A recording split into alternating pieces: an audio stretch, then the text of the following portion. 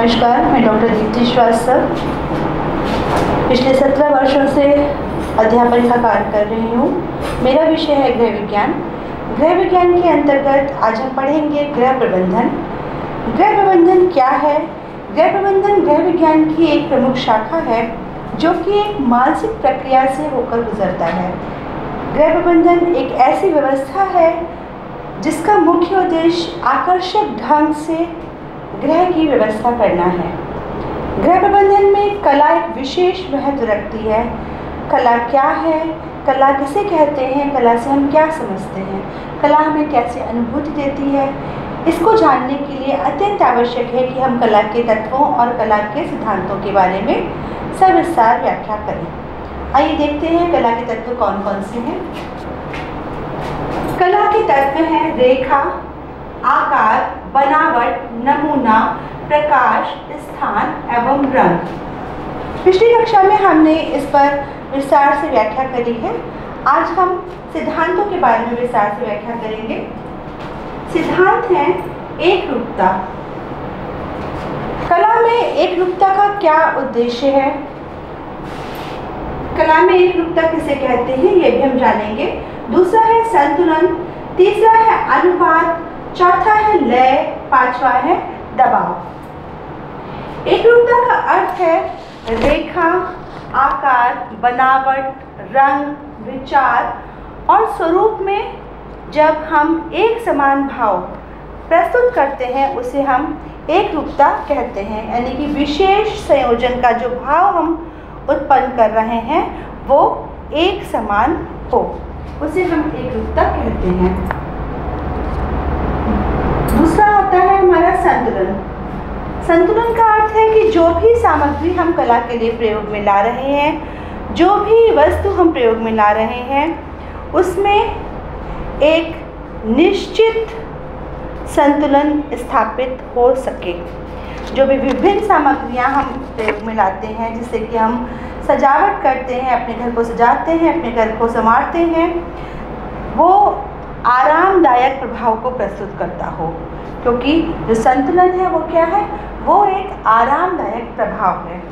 आरामदायक प्रभाव को प्रस्तुत करने के लिए आवश्यक है कि रंगों में संतुलन हो, जो नमूने या बनावट हमने प्रयोग में लाई है उसमें संतुलन हो, जो वस्तु हम सजावट के लिए प्रयोग में ला रहे हैं उसके भार में संतुलन हो, उस पर पड़ने वाले प्रकाश प्रभाव में संतुलन हो।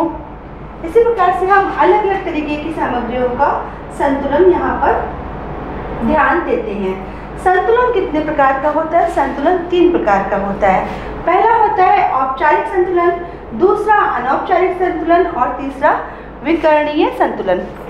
औपचारिक संतुलन का अर्थ है कि जब हम कला की दृष्टि से किसी भी वस्तु को केंद्र के दोनों ओर समान भार प्रस्तुत करते हुए प्रदर्शित करते हैं, अथवा असमान आकार प्रकार की वस्तुएं भी यदि हम लें परंतु उनका भार समान हो, उसे हम औपचारिक संतुलन की श्रेणी में रखते हैं।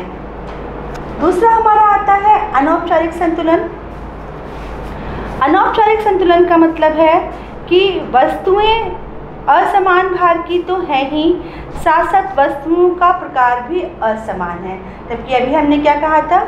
हमने कहा था कि केंद्र के दोनों ओर समान भार की वस्तुएं हों, भार समान हो, और यदि वस्तुएं भी समान हो तो भी औपचारिक है, वस्तुएं असमान है मगर भार समान है तो भी औपचारिक है। परंतु वस्तुएं समान है या असमान है, भार समान है या असमान है, दोनों ही स्थितियां जो है वो अनौपचारिक संतुलन को प्रदर्शित करती हैं। तीसरी चीज़ आती है विकर्णीय संतुलन। विकर्णीय संतुलन का अर्थ है केंद्र पर जो भी वस्तु हमने रखी है उस केंद्र से संतुलित दूरी पर, यानी कि एक निश्चित दूरी पर समान मात्रा में फैलाव की स्थिति। जैसे सूर्य का प्रकाश, यदि सूर्य है तो सूर्य चारों तरफ समान मात्रा में प्रकाश का वितरण करता है। तीसरा आपका आता है अनुपात। अनुपात को हम किस प्रकार से समझ सकते हैं? अनुपात को हम समझ सकते हैं कि रेखा में एक निश्चित अनुपात, दूरी में एक निश्चित अनुपात, माप में एक निश्चित अनुपात के माध्यम से हम किसी भी प्रकार की कला प्रदर्शन के लिए अनुपात का प्रयोग कर सकते हैं। अनुपात का प्रयोग करने के लिए हम इस बात का भी ध्यान रखेंगे कि हमारा जो संबंधों का नियम है, क्योंकि अनुपात क्या है, अनुपात एक संबंधों का नियम है। इस नियम में कहीं कोई ब्रेक ना आने पाए, कहीं कोई त्रुटि ना आने पाए, कोई ऐसी स्थिति ना आने पाए कि वस्तुओं के अनुपातिक प्रदर्शन में कम या ज़्यादा की स्थिति उत्पन्न हो जाए। अनुपात का अर्थ है दो या दो से अधिक वस्तुओं को एक निश्चित रेखा पर, एक निश्चित दूरी पर, एक निश्चित माप पर और या उसी को आधार बनाकर रखा जाए।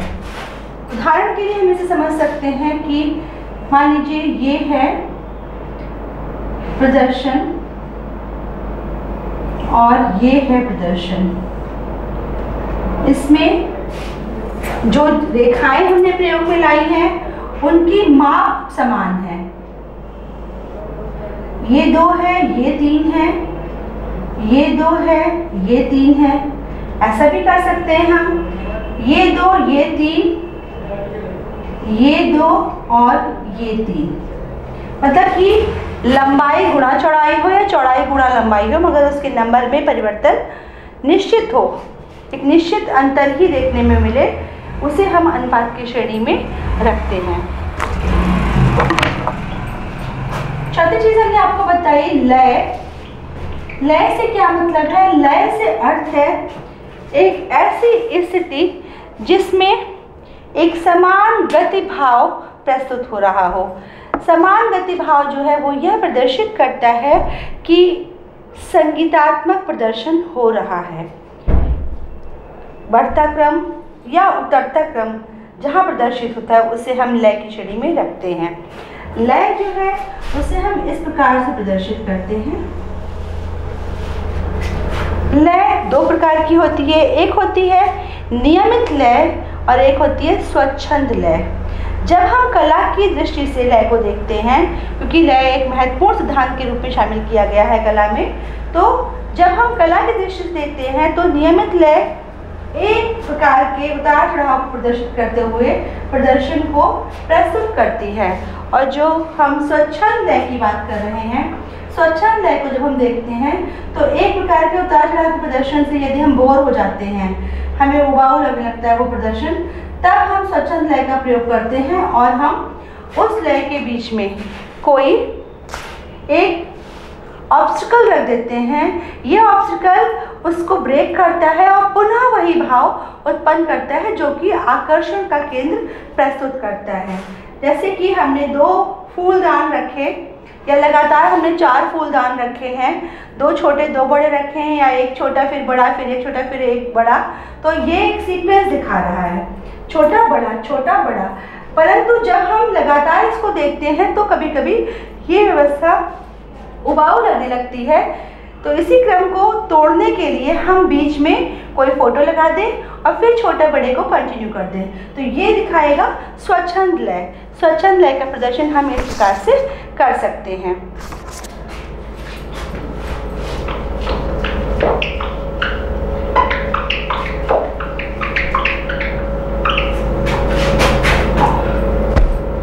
लय में एक और खास बात यह है कि जो भी लय के प्रकार हैं उन प्रकारों को हम किस तरह से प्रदर्शित करें। लय के स्वच्छंद प्रकार को हम प्रदर्शित कर रहे हैं या फिर लय के नियमित प्रकार को प्रदर्शित कर रहे हैं। किसी भी आकार को हम पुनरावृत्ति करें, से आकार की हमने पुनरावृत्ति करी, ये एक लय का भाव प्रस्तुत कर रहा है। हम इसमें उत्तरोत्तर वृद्धि करते जाएं, इसको और बड़ा कर दें, इसको उससे भी बड़ा कर दें, इसको उससे भी बड़ा कर दें, तो ये भी एक लय का भाव प्रस्तुत कर रहा है। अगर हम इन रेखाओं में कोई एक निश्चित दूरी कर दें, ये भी लय को प्रस्तुत कर रहा है। अगर हम सरल या संयुक्त चाल को दिखाते हैं या विकिरण को प्रदर्शित करते हैं तो वो भी लय को प्रदर्शित करता है। तो कला में लय कैसे हमें प्रभाव प्रस्तुत करती है हमने ये जान लिया। अब हम जानेंगे जो हमारा अगला पॉइंट है वो है दबाव। दबाव का कला के सिद्धांतों में क्या रोल है, क्या उसकी भूमिका है। दबाव क्या होता है? दबाव का अर्थ होता है किसी वस्तु पर बल देना। कला के माध्यम से हम किसी बिंदु पर, किसी वस्तु पर, किसी सज्जा पर, किसी विशेष व्यवस्था पर बल देने का प्रयास करते हैं। बल किस पर दिया जाए, कितना दिया जाए, कितनी दूरी पर दिया जाए, दबाव की स्थिति क्या होनी चाहिए, इसके लिए हमें किस वस्तु का चयन करना है, ये हमें कला के माध्यम से ही ज्ञात होता है। यदि हमें कला के तत्वों का, कला के सिद्धांतों का सही प्रकार से ज्ञान नहीं होगा तो हम ये नहीं ज्ञात कर सकते कि हमें कब, कहाँ पर कैसा बल देना है। उदाहरण के लिए, यदि हम कोई पेंटिंग बनाते हैं, कोई आर्ट तैयार करते हैं और उसमें हम पूरे पृष्ठभूमि को नीला कर दें और कहीं एक छोटा सा बिंदु लाल रंग का बना दें, तो क्या ये कला का अच्छा प्रदर्शन है? नहीं, ये कला का अच्छा प्रदर्शन भी नहीं है और ये दबाव को भी प्रस्तुत नहीं कर रहा है। लेकिन यदि यह बिंदु बड़ा हो, किसी एक निश्चित स्थान पर हो, पूरा फोकस हमारा उसी पर हो, पूरा केंद्र हमारा वही हो, ध्यान आकर्षण का जो केंद्र हो वही हो, तो ये दबाव को प्रस्तुत करता है। इसी क्रम में हम आगे बढ़ते हुए जब दबाव की स्थिति की बात करते हैं कि दबाव हमें किस पर देना है। मान लीजिए आपको सादी पृष्ठभूमि पर एक आकर्षक रंगों वाली व्यवस्था दिखानी है या आकर्षक रंगों वाली व्यवस्था पर एक सादी पृष्ठभूमि दिखानी है, तो ये कंट्रास्ट का जो कॉम्बिनेशन आप अपनाते हैं ये आपके दबाव को प्रस्तुत करता है। दबाव जो है वो हल्के, गहरे, चमकीले, सादे स्वरूप में भी प्रस्तुत किया जा सकता है। दबाव एक समान वस्तु में किसी अलग वस्तु के रूप में भी प्रस्तुत किया जा सकता है। छोटे बच्चों को जैसे किताबों में फूल बना के दिए जाते हैं और कहा 4 फूल एक समान, 1 फूल असमान, ऑड वन आउट वाला जो गेम बच्चे खेलते हैं वो भी कहीं ना कहीं आपके बल से ही संबंधित है। लेकिन कला की दृष्टि से जब हम बल की बात करेंगे तो रेखा में, आकार में, अनुपात में, बनावट में, संतुलन में हम बल का विशेष ध्यान देंगे। बल हमें कहाँ पर देना है, किस पर देना है, किस प्रकार से देना है, यहाँ पर हम इस पर विशेष ध्यान देते हैं। अब बात आती है कला के जो सिद्धांत हैं, उन सिद्धांतों को कैसे हम विस्तारपूर्वक समझेंगे। तो हमने आपको बताया था रेखा, आकार, बनावट, नमूना, प्रकाश, स्थान एवं रंग। तो आज हम लोग डिस्कस करेंगे रंग। रंग क्या है, रंग को हम कैसे समझ सकते हैं, रंग का हमारे जीवन में क्या महत्व है, आज हम रंग के बारे में विस्तार पूर्वक जानेंगे। रंग क्या है? रंग एक ईश्वर के द्वारा दी गई एक अमूल्य निधि है जिसका कि हम अपने जीवन में विभिन्न प्रकार से प्रयोग करते हैं। रंगों के बिना हमारा जो जीवन है वो अधूरा है। रंगों के आधार पर ही हम समझ सकते हैं कि कोई वस्तु कितनी सुंदर है, कितनी आकर्षक है। रंगों के द्वारा ही हम विभिन्नता को प्राप्त करते हैं। रंग जो है वो हमारे संवेदनात्मक प्रदर्शन में भी सहयोग करते हैं। रंग हर स्वरूप में, हर प्रकार में हमें सहयोग भी करते हैं। रंगों के आधार पर हम चीज़ों को अलग अलग आइडेंटिफाई कर सकते हैं। रंगों के आधार पर हम अच्छे बुरे व्यक्तित्व का प्रदर्शन कर सकते हैं। रंगों के आधार पर हम अपने स्वभाव या अपने संवेदनात्मक गुणों का प्रदर्शन कर सकते हैं। रंग एक अभिव्यक्ति प्रदान करने वाला तत्व है। रंग विविधता उत्पन्न करने वाला तत्व है। रंग सुंदरता प्रदान करने वाला तत्व है। रंग के आधार पर हम स्थान, आकार का आभास प्रस्तुत कर सकते हैं कि वो स्थान कम है या अथवा ज़्यादा है। रंगों के आधार पर हम किसी स्थान की दूरी कम अथवा अधिक भी कर सकते हैं। रंगों का प्रयोग करके हम स्नायु संस्थान से संबंधित रोग यानी कि मानसिक रोगियों को भी सही करने का प्रयोग कर सकते हैं। साथ ही साथ रंगों के माध्यम से हम स्मृति, जो हमारा स्मरण शक्ति है, स्मृति भाव को भी बढ़ाने में प्रयोग कर सकते हैं। रंग एक ऐसी चीज़ है, एक ऐसी वस्तु है, एक ऐसा पदार्थ है जिसे हम लंबे समय तक ध्यान में रख सकते हैं। कई बार होता है हम बहुत सारी चीज़ें रास्ते में चलते हुए देखते हैं, परंतु उन चीज़ों की पूरी जानकारी हमें प्राप्त नहीं हो पाती है। लेकिन यदि वो चीज़ किसी विशेष रंग की होती है तो उसका रंग हमारे मानसिक पटल पर काफ़ी लंबे समय तक छाया रहता है और अपने प्रभाव को प्रदर्शित करता है। तो रंग क्या है ये तो हमने जाना। रंग वास्तविक रूप से प्रकाश की एक लहर है। अभी हम लोगों ने चूँकि प्रकाश को नहीं पढ़ा है तो प्रकाश पर हम बहुत फोकस नहीं करेंगे, मगर प्रकाश चूँकि इससे संबंधित है तो थोड़ा सा उसके बारे में जानना आवश्यक है। प्रकाश जो है वो एक लहर के रूप में हमें प्राप्त होता है और प्रकाश जिस वस्तु पर पड़ता है वो वस्तु उससे रिफ्लेक्ट होने की स्थिति में ही हमें दिखाई पड़ती है।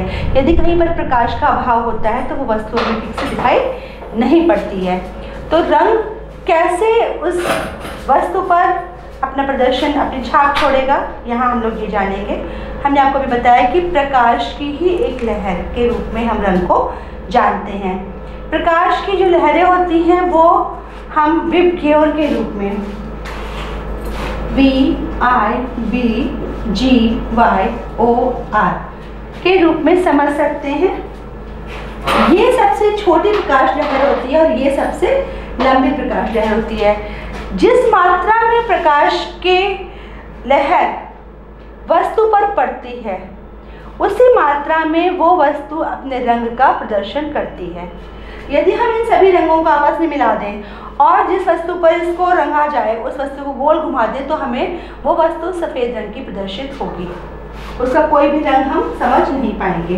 तो प्रकाश लहर हमने आपको बताया सबसे छोटी प्रकाश लहर होती है वॉयलेट कलर की और सबसे बड़ी प्रकाश लहर होती है रेड कलर की। इसीलिए जो एरोड्रोम वगैरह हैं वहाँ पर लाल रंग की प्रकाश व्यवस्था होती है ताकि हवाई जहाज़ में बैठा पायलट जो है वो दूर से ही उस इंडिकेशन को देख ले, उस मार्ग को समझ ले और अपने सिग्नल का पता प्राप्त कर ले। इसीलिए लाल रंग को ही खतरे के लिए भी प्रयोग में लाया जाता है ताकि दूर से आप उस लाल रंग को आइडेंटिफाई कर लें, क्योंकि प्रकाश लहर सबसे लंबी जो है वो लाल रंग की है। परंतु प्रभाव जो है वो हल्का और गहरा प्रस्तुत करते हैं। बात चूंकि रंगों की हो रही है तो हम हल्के और गहरे प्रभाव को यहाँ पे प्रदर्शित करेंगे। जो हल्का प्रभाव होता है वो लाल रंग का होता है, जो गहरा प्रभाव होता है वो बैंगनी रंग का होता है। यदि आप किस गर्मी के दिनों में लाल रंग का वस्त्र धारण करते हैं तो आंखों में भले ही वो चुभता हो मगर सबसे कम प्रकाश या कहना चाहिए कि सबसे कम गर्मी का अनुभव आपको लाल रंग में होगा। लेकिन यदि आपने बैंगनी या काले वस्त्रों का प्रयोग किया हुआ है और प्रकाश आप पर पड़ रहा है, आप गर्मी के दिनों में काले या बैंगनी रंगों का प्रयोग कर रहे हैं तो सबसे ज़्यादा गर्मी आपको इन गहरे रंग के वस्त्रों में लगेगी। एक और ख़ास बात यह कि सबसे अधिक रिफ्लेक्शन भी रेड कलर का होता है और सबसे कम रिफ्लेक्शन वॉयलेट कलर का होता है, क्योंकि यहाँ पर जाकर आपकी प्रकाश लहर जो है अवशोषित हो जाती है और यहाँ पर प्रकाश लहर जो है वो पार करके आगे बढ़ जाती है। तो ये क्या है आपका वॉयलेट, इंडिगो, बी से blue, green, yellow, orange and red. यदि हम इस ओर जाते हैं तो प्रकाश लहर जो है लंबी होती जाती है, यदि हम इस ओर आते हैं तो प्रकाश लहर गहरी होती जाती है और छोटी होती जाती है। इसे हम इंफ्रारेड और अल्ट्रा वॉयलेट के रूप में जानते हैं। ये नाम प्रयोग में लाए जाते हैं कि ये अल्ट्रा वॉयलेट रेजेस हैं और ये जो है इंफ्रारेड रेजेस हैं। अल्ट्रा वॉयलेट और इंफ्रारेड रेजेस को हम अलग अलग आवश्यकता पड़ने पर अलग अलग स्वरूप में प्रयोग में लाते हैं। ये जो रेजेस हैं इन्हें हम रंगों के आधार पर जब समझने का प्रयास करते हैं, रंगों के माध्यम से समझने का प्रयास करते हैं तो उसको जानने के लिए आवश्यक है सबसे पहले हम रंगों के सिद्धांत को जानें। इस पर अभी हम बाद में वापस आएंगे। तो रंगों के कुछ सिद्धांत हैं। रंग कौन से हैं? जैसे ही हम रंगों की बात करते हैं तो आपके दिमाग में लाल, नीले, पीले, हरे, गुलाबी बहुत सारे रंग आ जाते हैं, मगर इन रंगों का एक स्वरूप है, इनका एक प्रिंसिपल है, इनकी एक व्यवस्था है। आज हम उसको जानेंगे। रंगों के सिद्धांत कौन कौन से हैं? रंगों के कुछ सिद्धांत जो है वो सामान्यतः देखने को मिलते हैं। पहला सिद्धांत है रंगों का रासायनिक सिद्धांत या रंगीय सिद्धांत। इसे हम पिगमेंट थ्योरी ऑफ कलर के रूप में जानते हैं। पिगमेंट थ्योरी ऑफ कलर में 3 रंगों की व्यवस्था है और उसी के आधार पर व्यवस्था आगे के रंगों का प्रदर्शन करती है। वो 3 रंग कौन कौन से, इसको आप ऐसे समझ सकते हैं कि 3 प्राथमिक रंग होते हैं। कितने प्राथमिक रंग होते हैं? 3। पहला है आपका रेड, दूसरा येलो, तीसरा ब्लू। जब पहला और दूसरा यानी कि जब दो प्राथमिक रंगों का संयोजन होता है तब एक सेकेंडरी कलर का निर्माण होता है, यानी कि R और Y मिलेगा तो यहाँ पर O बनेगा। जब Y और B मिलेगा तो यहाँ पर G बनेगा। जब R और B मिलेगा तो यहाँ पर V बनेगा। अर्थात जब लाल और पीले रंग का संयोजन होता है तो नारंगी रंग की प्राप्ति होती है। जब पीले और नीले रंग का संयोजन होता है तो हरे रंग की प्राप्ति होती है। जब लाल और नीले रंग का संयोजन होता है तो बैंगनी रंग की प्राप्ति होती है। तो 3 प्राथमिक रंग हैं, कौन कौन से? लाल, पीला, नीला। ये पिगमेंट थ्योरी के आधार पर है। और 3 द्वितीयक रंग हैं, कौन कौन से? नारंगी, हरा और बैंगनी। इन्होंने 3 इंटरमीडिएट कलर की भी बात करी है। अब ये 3 इंटरमीडिएट कलर कहाँ से बनते हैं? इंटरमीडिएट कलर को हम बोलते हैं मध्यस्थ रंग, यानी कि जब ये दोनों मिलेंगे, जब ये दोनों मिलेंगे, जब ये दोनों मिलेंगे, जब ये दोनों मिलेंगे, जब ये दोनों मिलेंगे, जब ये दोनों मिलेंगे, तब हमें मध्यस्थ रंगों की प्राप्ति होगी। कैसे होगी? ऑरेंज और रेड मिलेंगे तो ये हमारा रेड ऑरेंज बनेगा। यहाँ पे हमारा ऑरेंज येलो, यहाँ येलो ग्रीन, यहाँ पर ग्रीन ब्लू, यहाँ पर ब्लू वॉयलेट, यहाँ पे वॉयलेट रेड। तो ये हमारे क्या हो गए? मध्यस्थ रंग। हमने आपको 3 चीज़ें बताई कि 3 प्राथमिक रंग हैं, 3 सेकेंडरी कलर्स हैं और 3 आपके इंटरमीडिएट कलर्स हैं। इन्हें हम समीपवर्ती रंगों के रूप में भी जानते हैं। दूसरा सिद्धांत है भौतिक शास्त्रीय सिद्धांत। भौतिक शास्त्रीय सिद्धांत को हम इस प्रकार समझ सकते हैं। भौतिक शास्त्रीय सिद्धांत में भी 3 प्राइमरी, 3 सेकेंडरी और दोनों के मिलने से तीसरे प्रभाव का प्रस्तुतिकरण देखने को मिलता है। यानी कि रेड, ग्रीन और वॉयलेट इसमें प्राथमिक रंग है, येलो, ब्लू और रेड वॉयलेट जो है वो इसमें सेकेंडरी कलर है। और दोनों के मिलने से यानी कि प्राथमिक और द्वितीयक रंगों के मिलने से कम प्रभाव को प्रस्तुत करता हुआ तीसरा रंग देखने को मिलता है। इसके बाद आता है आपका मुंशिल रंग प्रणाली। मुंशिल रंग प्रणाली जो है इसमें 3 आयामों को आधार बनाया गया है और तीनों आयामों के आधार पर रंगों का प्रदर्शन किया गया है। इसके अनुसार रंग जो होते हैं वो 3 व्यवस्थाएं प्रदर्शित करते हैं। पहली ह्यू, दूसरा वैल्यू, तीसरा क्रोमा। ह्यू का अर्थ होता है रंग का नाम। जिस नाम से हम रंग विशेष को जानते हैं उसे रंग का ह्यू कहा जाता है। उदाहरण के लिए यदि हम लाल रंग की बात करेंगे तो लाल जो है वो लाल रंग का ह्यू कहलाएगा। दूसरी चीज़ है मूल्य। मूल्य रंग के हल्के और गहरे प्रभाव को प्रस्तुत करता है, जिसे हम वैल्यू के रूप में जानते हैं। सबसे अधिक मूल्य जो है वो सफ़ेद रंग का और सबसे कम मूल्य जो है वो काले रंग का देखने को मिलता है। प्रभाव जो ज़्यादा मतलब क्योंकि सफ़ेद जब कलर हम करते हैं तो वो दूर तक दिखाई पड़ता है, बड़ा प्रभाव प्रस्तुत करता है। और जब हम काला रंग कर देते हैं तो वहाँ पर हल्का प्रभाव दिखाई पड़ता है। फिर तीसरी चीज़ आती है क्रोमा। क्रोमा का अर्थ है तीव्रता। रंग जो है वो हल्का हो रहा है, तीव्रता प्रदर्शित कर रहा है, यानी कि चमकीला प्रभाव प्रस्तुत कर रहा है या हल्का प्रभाव प्रस्तुत कर रहा है, उसे हम क्रोमा के रूप में जानते हैं। क्रोमा जो है रंग की तीव्रता यानी चमकीलेपन को और उसके डलनेस को प्रदर्शित करने का कार्य करता है। ये प्रश्न पूछा भी गया है कि ह्यू क्या प्रदर्शित करता है, क्रोमा क्या प्रदर्शित करता है। क्रोमा से आप क्या समझते हैं? हल्का गहरा प्रभाव, मंद चमकीला प्रभाव, गहरा काला प्रभाव वगैरह। ठीक है, तो ये आज हम लोगों ने सिद्धांतों को पढ़ा। अब रंगों के बारे में विशेष जानकारी हम लोग अब नेक्स्ट क्लास में लेंगे। Thank you.